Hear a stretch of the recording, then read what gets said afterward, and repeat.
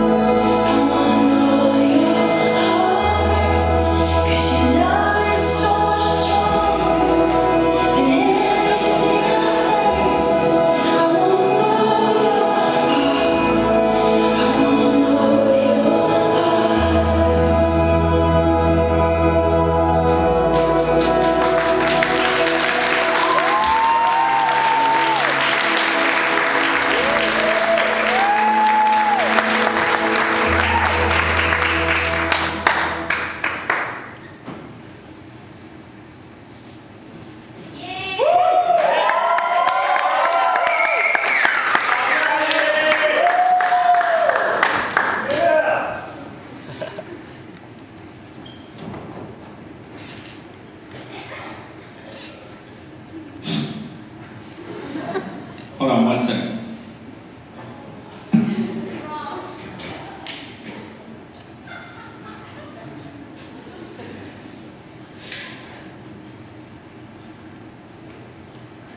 Okay.